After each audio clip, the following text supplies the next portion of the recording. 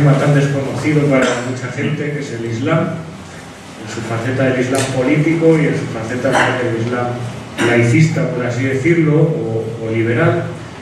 Y ahora tenemos un turno de intervenciones, como supongo que hay muchísimas, porque la gente tiene mucha curiosidad por este tema, y empezando por mí mismo, mucha ignorancia. Me voy a permitir el lujo de empezar yo a hacer una pregunta, quizás a los dos. Yo siempre me he resistido, soy un ignorante en el Islam y en los filósofos musulmanes también, aunque conozco algunos, pero siempre me he resistido a aceptar una corriente de pensamiento que he visto en la universidad en España, que tiende a pensar que el Corán no ha tenido una tradición racionalista, o una exégesis, una hermenéutica racional, y que por eso o explican así el surgimiento del islamismo. Yo nunca he creído eso, entre otras cosas porque el mismo Averroes hace siglos promovía una interpretación en distintos niveles, hacía una crítica, una lectura literal del Corán, en fin, quizás, no sé por qué, o si es verdad que aquí se entiende que el Corán es un texto que no ha tenido una tradición racional y puede ser la causa de una invisibilidad de todos estos autores y autoras que has traído aquí, Nieves, que exponen una versión pues, mucho más laica del Islam. Desde otro punto de vista, el Islam político, la versión más política del Islam, ¿cómo ven estos grupos, Walid, la lectura de algunos textos, del Corán? Por supuesto, todos los textos sagrados tienen sus contradicciones, porque incluso si hacemos una lectura comparativa del texto de la Biblia y el Corán, encontramos grandes paralelismos y a veces las mismas contradicciones. Pero ¿cómo leen estos grupos artículos como el que aparece en la sura segunda, versículo 256, creo que es, si no me acuerdo, que dicen no cabe coacción en materia de religión? Es verdad que luego aparece la contradicción en la sura novena, cuando dice combatid a todos los que no crean en Dios o en Alá, pero ¿cómo leen esos artículos este tipo de... Ya me levanto y...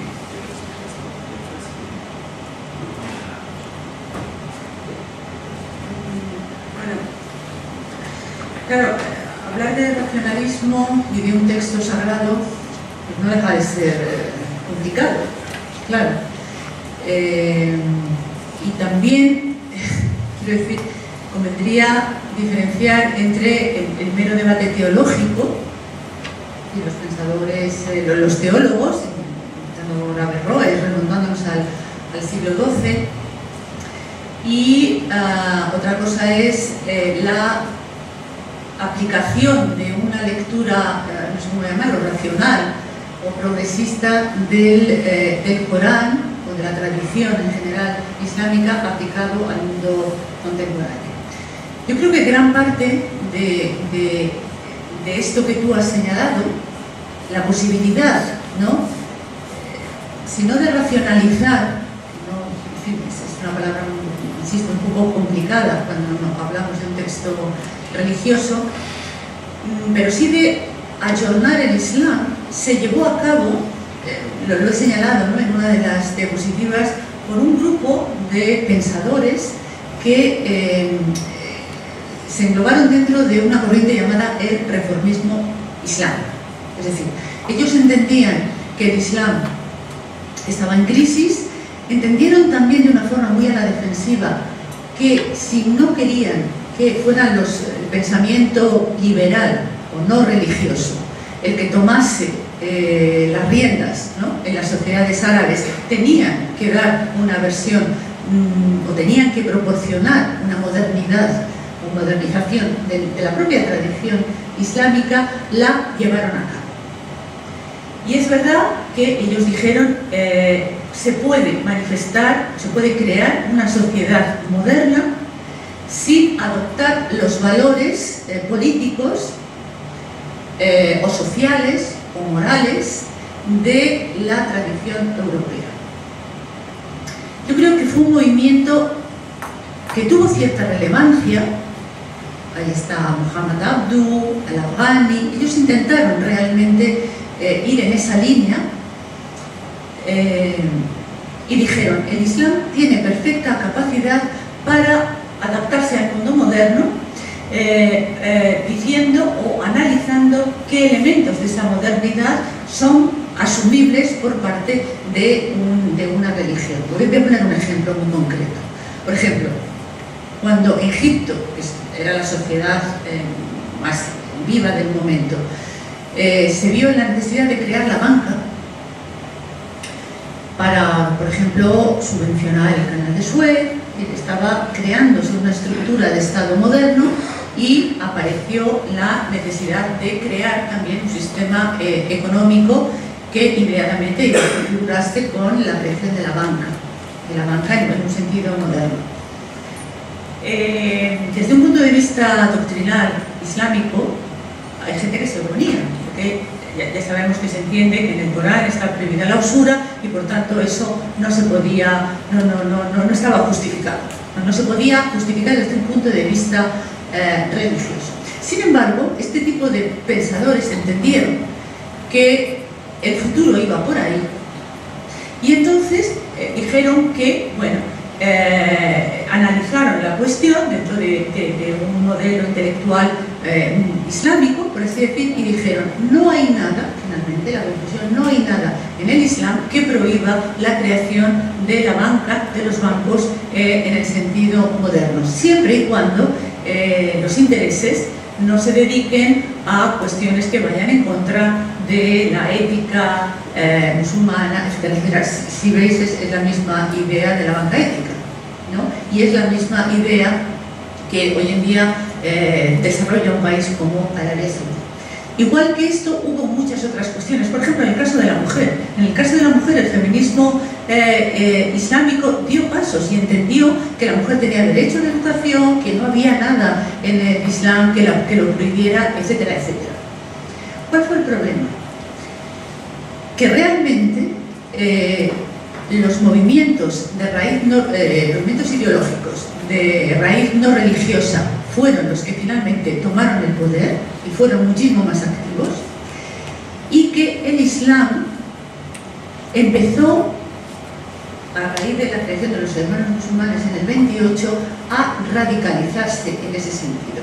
Y entonces fagocitó ese Islam político más extremista, por así decir, esa tendencia posible a haber desarrollado, si hubiera sido posible, este pensamiento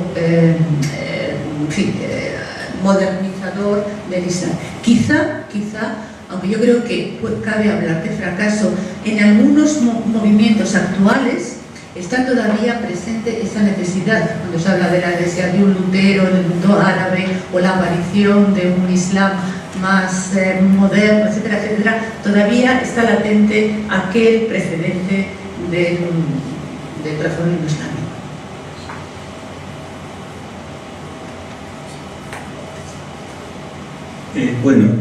En realidad tampoco hay que pensar que el Islam ha estado totalmente ajeno a cualquier intento de reforma. Hay un clérigo del siglo XIII de Shatiba, precisamente de aquí, de Al-Ándalus, decía lo siguiente, que el Corán fue revelado sobre un pueblo analfabeto y ha hablado a este pueblo analfabeto conforme a su mentalidad. Esto viene a contradecir la idea tan generalizada para muchísimos musulmanes de que el Corán es un libro que sirve para todos los tiempos y todos los lugares. Es decir, ¿en qué medida entonces este texto, al igual que la Biblia, el Antiguo Testamento, es válido para todos los tiempos? Es decir, estamos hablando de la hermenéutica. Ver este texto en un contexto histórico, económico, político, etc. Idea que defendió un profesor universitario egipcio, Nasser Hamid al-Hussein, uno de los libros, o más de un libro suyo, creo que es el único, el Islam, el Corán, el futuro del Islam, está en castellano. Defendió esta idea, la idea de la aplicación de la hermenéutica, estudiar el Corán como un libro más, como si fuera una obra de literatura, independientemente de su valor espiritual. Pero esta idea no fue aceptada en su momento en la sociedad egipcia, particularmente por la institución egipcia. Es decir, el Azhar, que he mencionado esta mañana, que es la máxima autoridad religiosa del país, tomó cartas en el asunto en aquel momento y llevaron a Nasser Hamid Abu Zaid por esta postura a juicio, y al final fue incluso una cosa curiosísima que aparece en los medios de información continuamente. El Tribunal Canónico del Cairo lo divorció de su mujer, dictó el divorcio entre su mujer y yo sin haber solicitado el divorcio a ninguno de los dos, porque le acusaron de ser apóstata a él y automáticamente por ser ella musulmana, él no, el matrimonio se disuelve automáticamente. Por lo tanto, él vio que su vida se peligraba, entonces se marchó de Egipto, del Cairo, pasó por Madrid, desde luego dio una conferencia en el Instituto Egipcio de Estudios Islámicos y acabó como profesor en la Universidad de Leiden, en Holanda. Este es un caso, por ejemplo, de lo que preguntaba César. En cuanto a estas contradicciones que existen en el Corán, lógicamente están en el Corán como están en otros textos. Yo creo que José Antonio también esta mañana señalaba este elemento. ¿Cómo lo justifican? Dependiendo del grado de, digamos, de cada uno de estos musulmanes o islamistas, de su apego al texto coránico. Algunos aceptan que el texto coránico no hay que tomarlo al pie de la letra totalmente, pero otros justifican esto diciendo que, claro, el Islam es tolerante mientras tú no te opongas a la expansión de la religión. Es decir, estas leyes están siempre y cuando tú puedes mantener tu religión, pero de ningún modo puedes oponerte a la expansión del Islam por cualquier medio. Entonces, claro, esto es una cosa. Otros son más razonables en este sentido y admiten lo que estamos diciendo de esta contradicción que existe en todas las religiones, y de hecho lo han sacado a la luz muchos grupos, escuelas. Llama la atención ver cómo en el siglo VIII, en la ciudad de Basora, en el sur de Irak, surge una escuela, se llama la Escuela Racional del Islam, los Mu'tazila, y cuestionan muchos de los elementos coránicos del Islam. Es decir, el Islam, supuestamente, la idea tradicional es que el ser humano es predestinado. La predestinación es la que manda en la vida. Es decir, Dios es el que crea el ser humano y dibuja, diseña su trayectoria desde su nacimiento hasta su muerte. No existe libre albedrío. En cambio, ellos defendieron la idea de libre albedrío y el ser humano es responsable de sus actos, cosa que era novedosa para aquel momento. Incluso la propia historia de los árabes y musulmanes siguió durante largo tiempo esta idea. Uno de los primeros historiadores árabes, el Mas'udi, el Tabari, todos ellos han seguido la idea de la predestinación. Es decir, Dios ha creado el mundo, todo ha ocurrido porque ha querido Dios, no hay una especie de estudio o de análisis desde el punto de vista sociológico, económico, político, etc. Prácticamente se siguió hasta que apareció Ibn Khaldun, el gran pensador, sociólogo, historiador árabe del siglo XV. Es cuando realmente le da la vuelta a la historia, a la sociología, cuando saca a la luz también de nuevo el tema del libre albedrío y la responsabilidad del ser humano, de sus actos, y que la historia no es simplemente porque Dios ha querido, sino existen muchísimos más elementos que tienen que ver con lo que pasa en nuestro mundo. No sé si hemos contestado a las preguntas. Muchas gracias, Juan. Solo dos preguntas que hago distintamente a Alberto. Bueno, muchas gracias por hacer un montón de cosas que no sabía. Entonces, la verdad es que me lo en serio. Os quería preguntar si me podéis decir algo sobre Turquía, porque me llama mucho la atención un país de inmensa mayoría musulmana y curiosamente que sí que tiene una separación Estado Iglesia o Estado religión, pero que escuchando, según tengo entendido, ciertas tradiciones o por lo menos peculiaridades, ¿no? El hecho de que se hace desde arriba y no desde abajo, el hecho de que es algo más bien, tengo entendido, elitista, ¿no? El ejército creo que es el sostén desde la separación de Estado-religión en Turquía. Bueno, comentáis un poco de esa situación actual, que es creo que hay retrocesos muy grandes con Erdogan con respecto al laicismo, por lo menos al secularismo en Turquía. Y lo segundo, de verdad que muchas veces he aprendido y conocido un montón de gente que ni conocía ni que existía. Pues a muchos de los autores que has dicho tú, la verdad es que no me sonaba, creo que una de las autoras me sonaba algo y lo que más eran importantes desconocidos para mí. Yo veo aquí como mis referentes, yo veo aquí a la gente con la que yo me identifico en el mundo árabe y sin embargo, curiosamente, por lo menos en cierta izquierda, curiosamente me sonaban más los islamistas que los pensadores y pensadoras realistas que habéis comentado, y por lo menos para cierta izquierda jamás Hezbollah o los hermanos musulmanes se ven casi con cierta simpatía. Parece que se ven, o sea, no se les justifican, pero parece que se ven como el enemigo de mi enemigo, ¿no? Que se acaba convirtiendo en mi amigo. Entonces, pues, gracias por saber que hay gente que no me tengo en lo que fijaré jamás para ver a un referente en el mundo árabe, sino que hay pues, todas estas personas que habéis comentado. Pues a esa eran los dos. ¿Una pregunta más?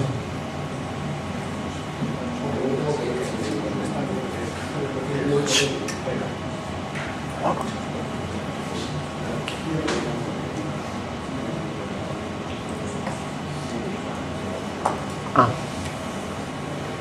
vais a disculpar, pero se han cumplido las 6, vamos a dar paso a todas las preguntas.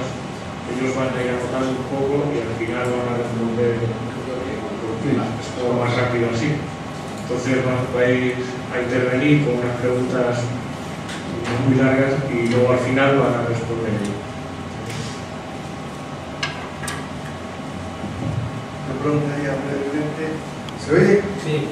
Si pensáis que Occidente, porque es un concepto muy amplio, pero bueno, Estados Unidos, Europa, ha tenido algo que ver en los últimos años en estos procesos de radicalización que se han producido. Incluso, aunque sea algo bastante de un signo aparentemente opuesto, en las primaveras árabes.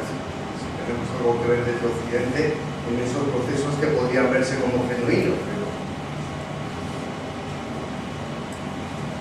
Bueno, yo me interesaría tener una idea más clara respecto a qué pasa en el fondo entre los suníes y los chiíes.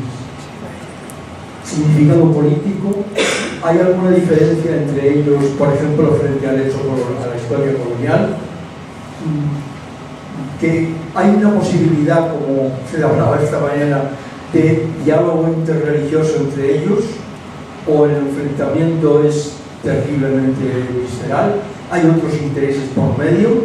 En fin, esto me parece que me gustaría saberlo porque oigo interpretar cosas, noticias a diferentes personas que utilizan esta categoría de una manera o de otra y me interesa aclararme. Y segundo, me gustaría, si estáis de acuerdo, en mi impresión, después de haberos oído, que lo agradezco muchísimo, porque ha sido un banquete esto, hay un protagonismo grande de Egipto en todo esto, que incluso podríamos conectar al hecho de que la propia religión hebrea se deriva de una primera base egipcia.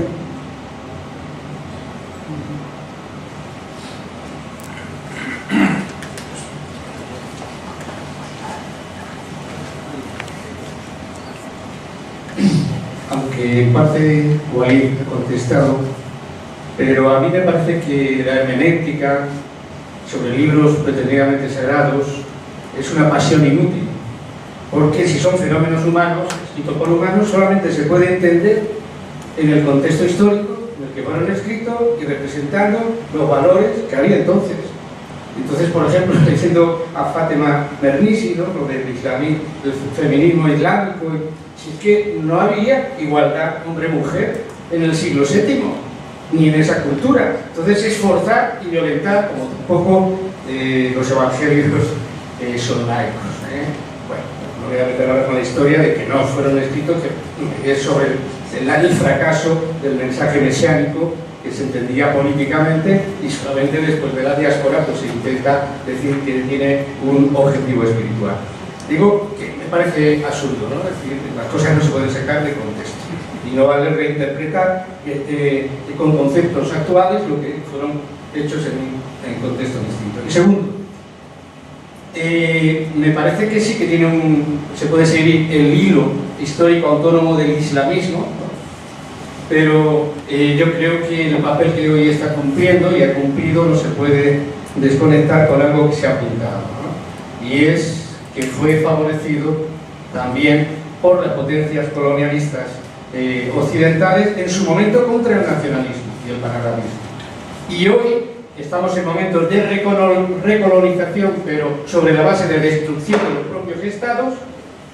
Sabemos que detrás de ese planteamiento es un proyecto de nuevo de destruir esos estados, Siria, Irak, etc., y utilización e instrumentalización del yihadismo, evidentemente, en ese proceso que pretenden además reorganizar geográfica y políticamente todo el Oriente Medio. Y además hay datos muy concretos de quién ha estado detrás, quién financia, las armas no caen del cielo, etcétera, etcétera, países que están vinculados directamente con la política de Estados Unidos, y eso no se puede desconocer. No es un proceso autónomo dentro de, aunque se aproveche, evidentemente, y las religiones y los fanatismos religiosos en todas partes han sido fácilmente instrumentalizables por el poder político, y ya digo que eso hay que tenerlo en cuenta.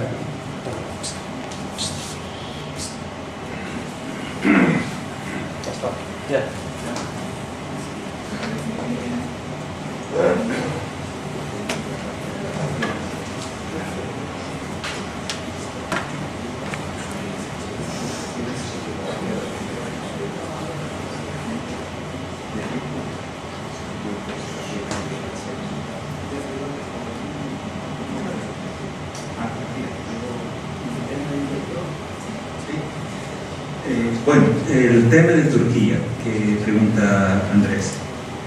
Como decíamos antes, Turquía en el año 1924 es el final del califato del Imperio Otomano. Kemal Atatürk, que es el padre de la patria turca, que es el modernizador de esta patria, de este país, es de tendencia occidentalista. Hay que tener en cuenta que él fue militar, estudió en Toulouse, en la Academia Militar de Francia, y en su momento también, como otros muchos intelectuales del mundo árabe-islámico, se empapó de la cultura occidental. Muchos admiran esta cultura. Creo que Nieves antes señaló alguno como autores, Tawfiq al-Hakim, tiene al-Surm Nashar. No siempre esta admiración, pero quiere decir que la referencia al mundo occidental y conocer lo que es el mundo occidental es bastante, y ha sido bastante habitual y normal en esta cultura árabe-islámica. Turquía ha sido desde el comienzo de la política de Kemal Atatürk como un referente, como un modelo de laicismo, de liberalismo para el mundo árabe-islámico. De hecho, muchísimos intelectuales han defendido este papel, han defendido que se fuera como el referente, como el modelo para el resto de los países árabes y musulmanes. Lo que ocurre ya en las últimas décadas, sobre todo cuando surge el cambio, no solamente en Turquía, sino en la mayoría de los países de mayoría musulmana, especialmente los países árabes, la subida del Islam político, los partidos islamistas, que antes a los que hacíamos referencia, que cada vez tienen mayor presencia en el espacio público, en la esfera pública. Las libertades y los derechos cada vez son más reducidos, más mermados. Es decir, en tiempos de Kemal Atatürk, que durante largas décadas después, incluso el hijab, el pañuelo, estaba prohibido. En Turquía, que es un país de mayoría musulmana, hoy en día se habla de Francia, tiene que prohibir o no prohibir, o España, que tiene que hacer con el pañuelo. Turquía, que es un país musulmán, o de mayoría musulmana, por decirlo de otra forma, el pañuelo estaba prohibido. Las estudiantes universitarias que tradicionalmente llevaban el pañuelo por tradición familiar, llegaban a la puerta de la universidad, tenían que quitarse el pañuelo, guardarlo en el bolso y para poder entrar en la universidad. Lo mismo en el Parlamento, lo mismo en las oficinas públicas, etc. ¿Qué ocurrió con esta subida del Islam político? Las cosas han ido al contrario, es decir, cada vez han ido recortando derechos. Erdogan, particularmente, siendo el presidente de un partido político que es la Justicia y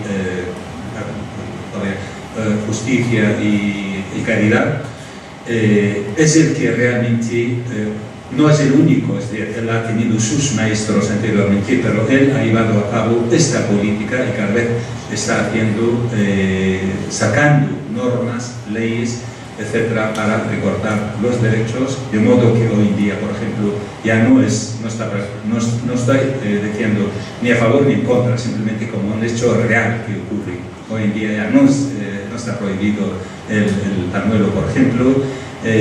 Ha facilitado, ha habilitado normas, muchísimas normas, lo que se conoce dentro de la reislamización de la sociedad turca.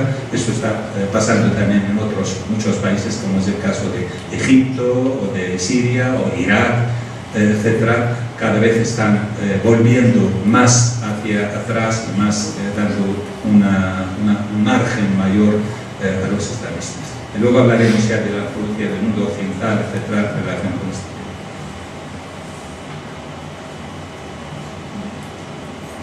Sí, bueno, sobre Occidente y su papel en los procesos de radicalización, ¿no? Bueno, es evidente, ¿no? Lo preguntabas tú. Es evidente, quiero decir, Occidente desde el momento colonial ha influido, ha tenido un papel, no, quiero decir que la influencia de Occidente no ha sido a raíz de o fundamentalmente para los procesos de radicalización, sino que efectivamente son sociedades coloniales, postcoloniales, y el peso, ¿no?, de las antiguas metrópolis o luego de los poderes Estados Unidos, la Unión Soviética, por supuesto, ha sido importante.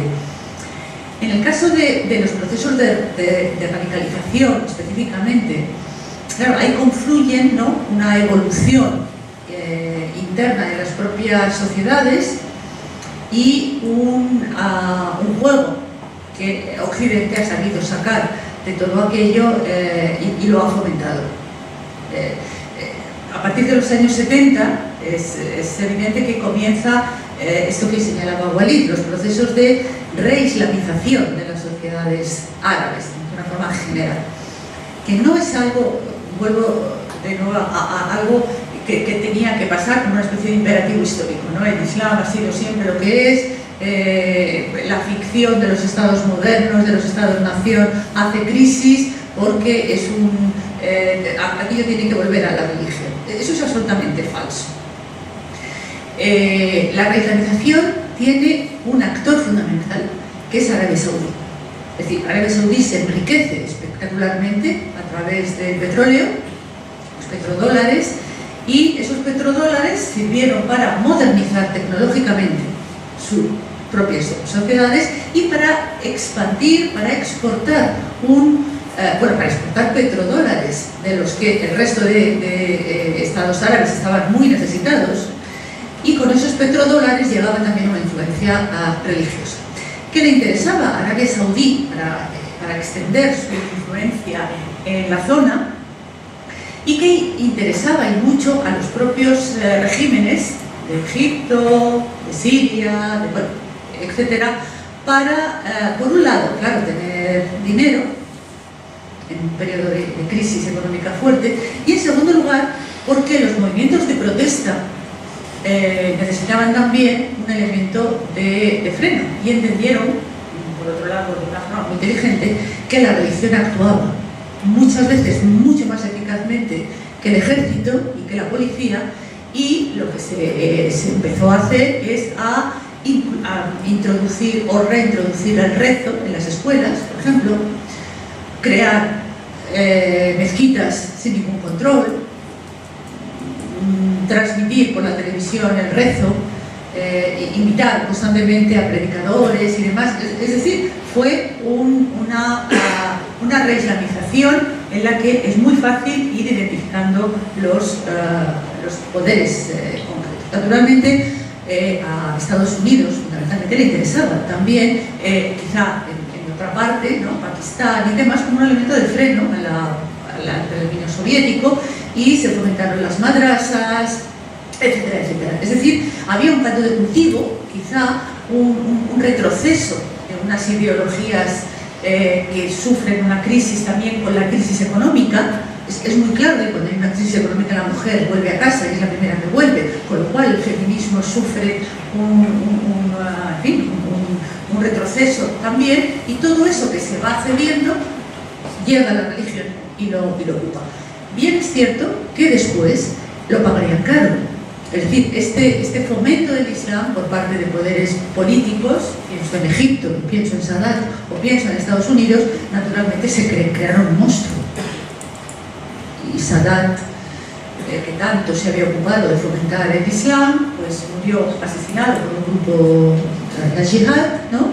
Y Estados Unidos, pues no hace falta contar lo que empezó a pasar. Es decir, creo que eso está presente. Y luego, en general, quiero decir que aunque islamismo, occidente, creo que hay que insistir de nuevo en un asunto fundamental: el amplio déficit democrático, por decirlo de una forma muy educada, que ha habido en el mundo árabe tras las independencias, y que ha favorecido, por supuesto, también como un elemento quizá de base, ¿no?, el incremento de también estos movimientos radicales. Bueno, rápidamente, porque me está diciendo César, el coordinador, que estamos ya fuera de tiempo, voy a hacer unas pequeñas referencias rápidas a algunas de las preguntas. Esto, lo de Occidente, yo voy a añadir algo más también. No tenemos que perder de vista nunca la Revolución Islámica de Irán de 1979. Dio alas al islamismo. Además de la política que, aparte de Arabia Saudí, sin ninguna duda, estoy totalmente de acuerdo con lo que dice Nieves, pero no tenemos que olvidar el papel de Irán. Irán también está haciendo ahora lo que hizo Arabia Saudí durante largas décadas. Hoy en día está haciendo mezquitas en todas partes, financiando a milicias y a grupos radicales, no, desde luego no son conocidos por su carácter democrático. Y además, al ver los islamistas que un país como Irán, un gigante de Oriente Medio que ha caído en manos de los islamistas, ellos han tenido una esperanza enorme. Además de todo esto, el apoyo que ha tenido, está teniendo también a grupos como Al-Qaeda, siendo ellos chiíes y otros suníes, pero por intereses políticos hay una compenetración enorme entre las dos partes. Pero el papel de Estados Unidos es también esencial. Hay una entrevista que se hizo en el año 1975 con Kissinger. En aquel momento señalaba varias cosas, el tema del petróleo, pero en aquel momento decía que tenemos que poner en marcha la bomba islámica. El periodista que le entrevista dice: ¿pero a qué se refiere usted? ¿Qué es esta la bomba islámica? La bomba islámica es el tema de los chiíes y los suníes. Enfrentar a chiíes y suníes. Está documentada, podemos encontrarla en internet, la entrevista de Kissinger. Es decir, el papel de Occidente realmente, y sobre todo de Estados Unidos, es claro ahí. No solo Kissinger y Reagan y los demás que hicieron grandes guerras en la región, la guerra irano-iraquí, papel de Estados Unidos, Reagan que daba información privilegiada a las dos partes para alargar la guerra durante más de 8 años, sino también Obama, muy cerca. Obama tan bueno, todo el mundo aplaude, ¿no? En el 2009, en su primer mandato, fue al Cairo. Creo que todos nos acordamos de aquella visita que hizo al Cairo y su discurso tan famoso. Obligó a Mubarak en aquel momento a que los hermanos musulmanes que estaban fuera del poder y totalmente marginados, obligó a Hosni Mubarak que estuvieran en la primera fila de la sala donde él dio el discurso. Es decir, estamos totalmente inmersos en esta situación donde Estados Unidos está jugando un papel importante porque interesa enormemente. Y ya voy a hablar un poco de los chiíes y suníes. Es un poco largo, digamos, la explicación para distinguir entre las dos partes, pero sabemos que esto viene de lejos, es decir, prácticamente al comienzo del Islam, cuando el cuarto califa se enfrenta por razones de poder a los umayyas, que es Muawiyah ibn Abi Sufyan y Ali ibn Abi Talib, surge la segunda rama del Islam, que es el chiismo, los chiíes. Es decir, los chiíes en árabe es Shi'at Ali, son seguidores de Ali ibn Abi Talib, que era el yerno del profeta, el primo del profeta y el cuarto califa del Islam. ¿Qué diferencia hay fundamental entre chiíes y suníes? Los suníes se consideran como los ortodoxos, los que siguen la sunna. La sunna es la trayectoria del profeta. Los chiíes, a diferencia de los suníes, lógicamente aceptan al profeta como el profeta del Islam, el Corán como el texto sagrado de los musulmanes, pero se diferencian en ciertos aspectos. Es decir, ellos no aceptan, por ejemplo, que el mandatario musulmán no fuera de la familia directa de Ali ibn Abi Talib. Es decir, solamente aceptan que sean la familia de Ali, los imames que descienden de Ali ibn Abi Talib pueden ser mandatarios en el Islam. Ellos creen, sobre todo los duodecimanos, que hay 12 imames, y el último de ellos, que es el Mahdi al-Muntadhar, que desapareció siendo un niño, y esto, el Mahdi es el Mesías de los chiíes, que vuelve el día de mañana para imponer justicia en un mundo justo. Creen que el mandatario, es decir, hoy en día, por ejemplo, Khamenei o Khomeini, son sucesores o representantes de esta figura, el Mahdi, el Mesías de los chiíes. Es decir, mientras no está el Mahdi, está el señor Khamenei, que está actuando en el nombre del Mahdi. Y supuestamente el Khomeini o el Khamenei tiene un poder especial, tiene unos conocimientos insuflados por la divinidad que los demás no tienen. Conocen el Corán cosas que los demás no conocen, conocen el mundo cosas que los demás no ven, en fin, tienen este poder. Luego ya hay algunos pequeños detalles que distinguen chiíes y suníes. Lógicamente el problema es un problema político, volvemos a lo mismo, es decir, las diferencias dogmáticas, religiosas son pequeñas. Lo que ocurre, el problema es desde el punto de vista político. No es cierto que nunca los chiíes han estado en el poder. Los chiíes han tenido estados, han tenido dinastías. Basta saber, por ejemplo, el Cairo fue fundado por los fatimíes. Los fatimíes fueron dinastías chiíes que gobernaron en Túnez, en Egipto, en otros lugares. Y una de las curiosidades es Al-Azhar, a la cual hemos hecho referencia más de una vez. Hoy en día representa al poder suní, la máxima autoridad suní es el Azhar hoy en día, fundada por los chiíes. Esto es de las contradicciones. Irán hoy en día es el máximo representante de los chiíes en el mundo musulmán. En realidad fue hasta el siglo XVI un país suní. Es decir, son la dinastía Safaví es el que lleva el chiismo de Irak a Irán. Entonces, porque lo hace el dogma oficial, desde el punto de vista oficial, ya Irán es un país chií, después de haber sido un país suní durante largos siglos.